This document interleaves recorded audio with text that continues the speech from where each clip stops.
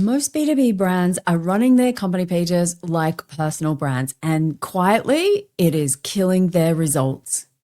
G'day everyone, it's Michelle J. Raymond here, and we are back to talk about my favorite topic, LinkedIn company pages.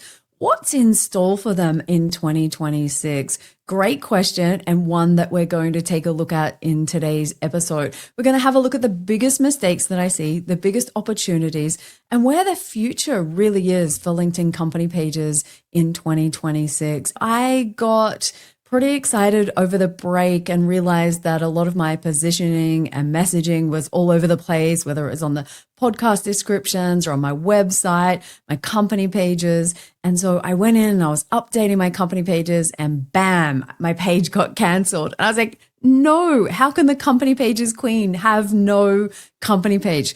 Good news is I actually flushed out a bug that was on LinkedIn, and that's since been fixed, so it won't happen to anybody else. But I know that there's a lot of noise on the platform, that company pages are a waste of time. I also know that a lot of my listeners to this podcast are responsible for the success of their LinkedIn company page in the business. Let's have a look at the 3 biggest mistakes that come up when I'm doing my LinkedIn company page audits with B2B brands. And you'd be surprised, but pretty much there's a common theme that runs across every kind of page, every size, every country, whether it's multinational or a small business. The actual same mistakes keep coming up. And the first one is probably the one that presses my buttons the most. And that is when people try and copy the LinkedIn strategies or tactics of those big LinkedIn influencers. So imagine that a LinkedIn creator has got 200,000 plus followers.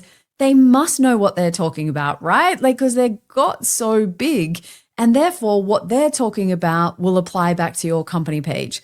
Except the fact is, most of them have ignored their company page, have no idea what it's like to run one within a corporate environment. And to be honest, I'm going to say at least 7 or 8 out of 10 have cheated their way to get to that number. Yeah, I'm just putting it out there. This year is the year where I call a spade, and those big influencers pretty much have got their buying engagement, joining engagement pods, or buying followers. This is just the way that social works. But there are still people out there that don't recognize that this is actually a problem on all social platforms, not just LinkedIn. So trying to copy what they are recommending is a surefire way to break your LinkedIn company page strategy. And that is the first mistake that I see, is trying to make your page perform exactly the same as personal content.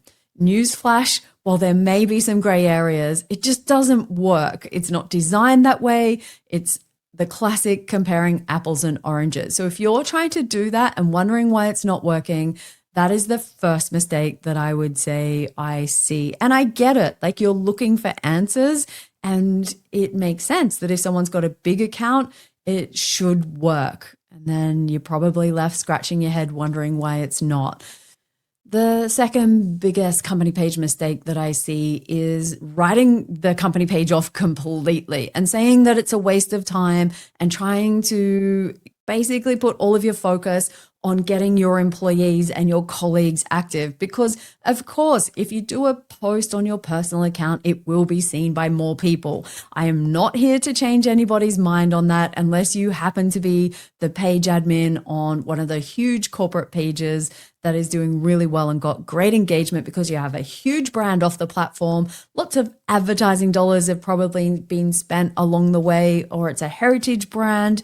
And so those kind of brands, I'm going to park you to one side just for a minute. So bear with me. I'm talking to those people that have probably listened to those big creators who tell you that a company page isn't worth your time and effort. And so slowly but surely, you have been neglecting it more and more. And I'm not saying that people always do this intentionally, because I get what it's like for marketing managers out there. You are getting pulled in every single direction. It could be that you've been asked to write the internal comms. You've been asked to make sure that blogs go up on the website. Can we have a new AI strategy for marketing?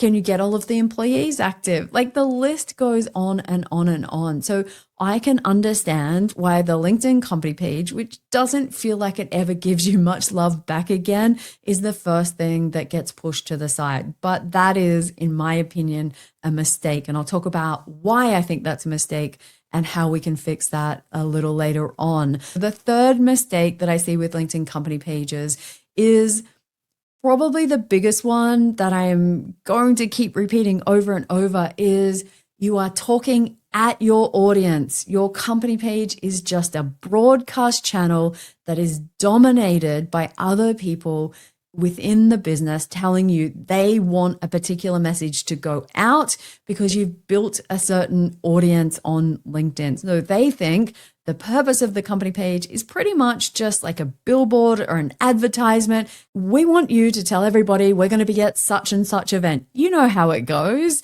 And then all of a sudden, that amazing LinkedIn strategy that you probably created at the end of last year goes out the window as these requests come in and over the top and dominate things. And then what happens is, no surprises, is that you don't get any responses from people on the platform. So your engagement goes quiet. It feels like you're talking to yourself. And quite frankly, you probably are. If those are the three biggest mistakes that I see on LinkedIn company pages, what are we going to do differently going into 2026? B2B marketing managers that are listening to this podcast, here's what I would recommend. It's time to switch off broadcast mode and go into service mode. How can you create content on your LinkedIn company page that is in service of your audience and lets go of that self-promotion?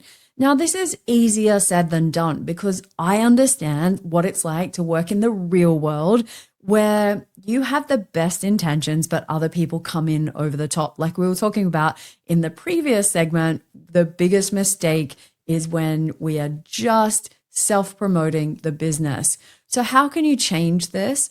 Well, sometimes it could be a little bit of just the language that we use. So a great hint that we got when Nancy Harhart was on the podcast a few episodes ago was changing our language. Instead of talking about the product, talk about the benefits that you'll get from using this or you'll get from buying this.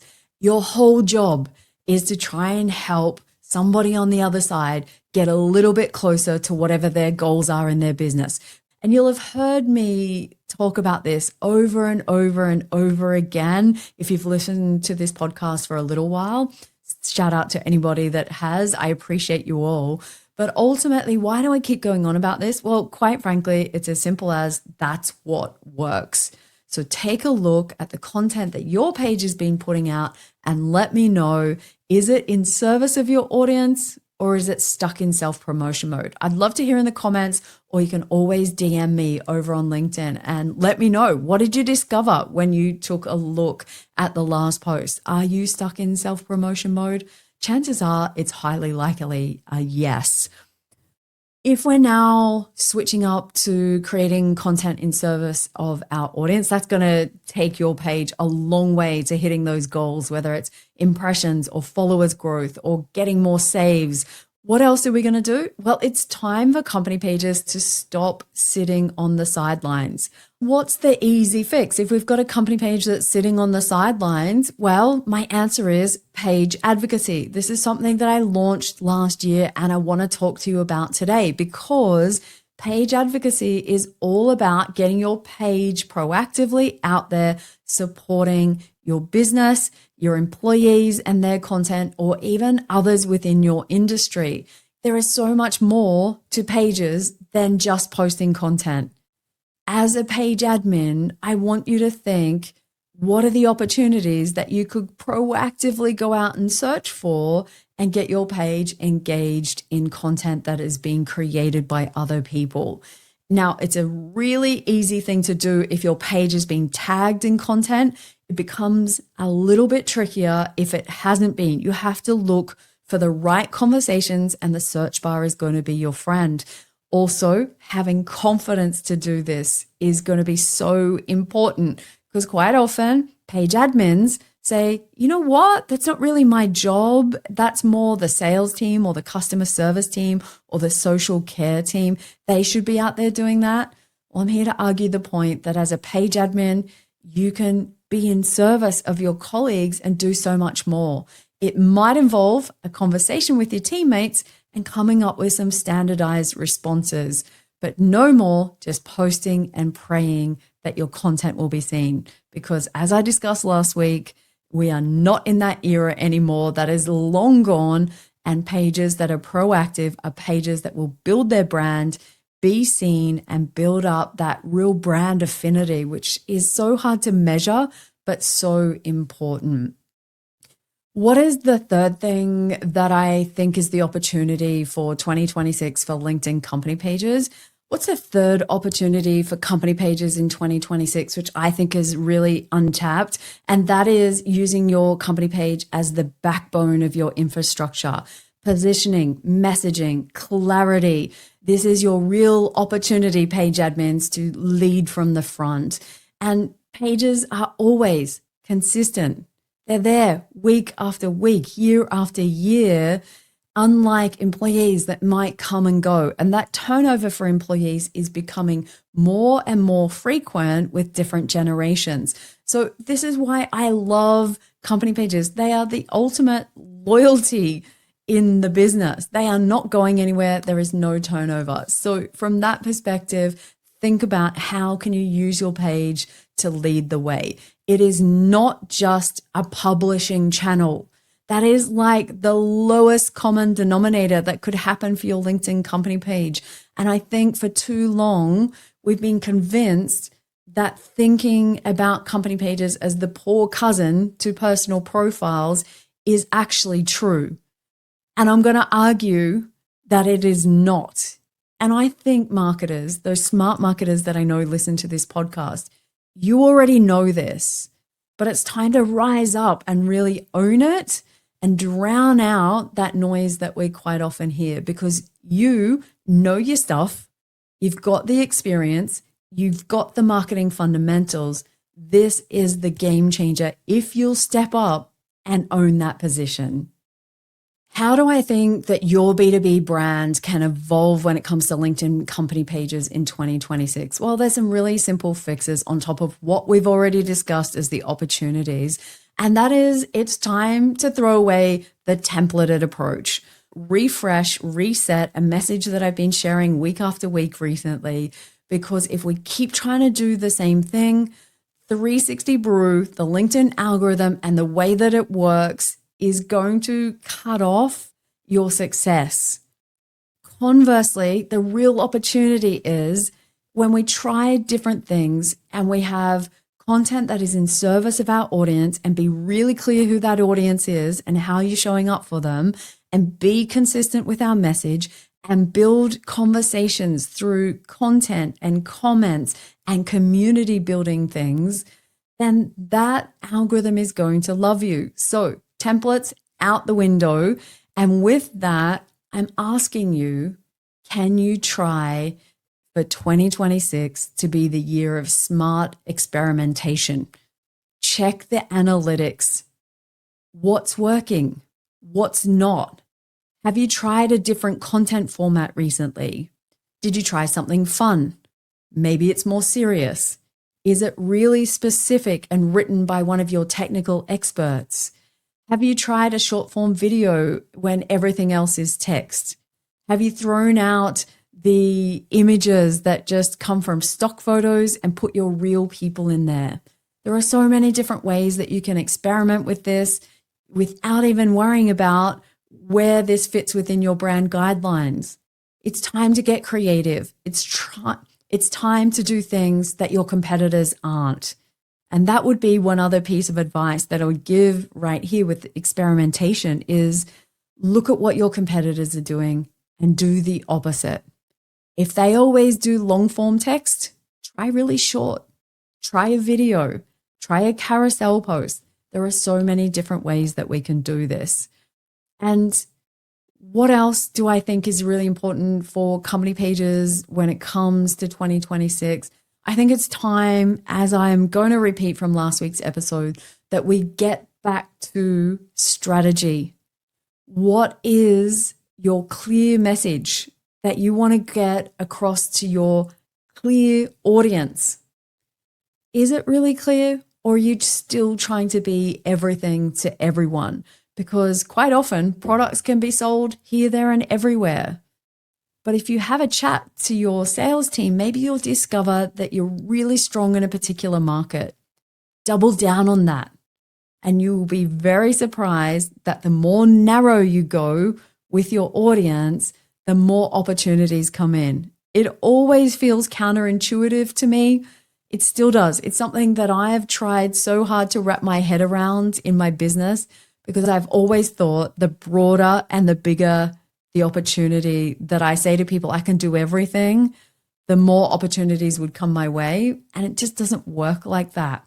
The more I stick with, I'm the company page led growth and scaled with employee advocacy. As long as I own that space, there's nobody else out there that does what I do. So underutilized company pages being the backbone of a strategy. I can't wait to see more of that in 2026. As I wrap up this episode, I'm here to tell you that company pages aren't dead.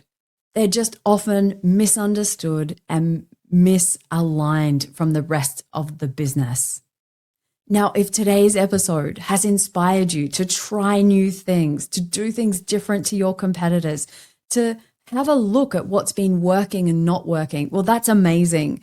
And I hope that you'll reach out and connect with me on LinkedIn. I say that every single week on this podcast because it's important to me to know that you're not just listening to the podcast, but you're taking an action that will help you get closer to your business goals. I have to walk the talk. My content should be in service of you, just like with your company page.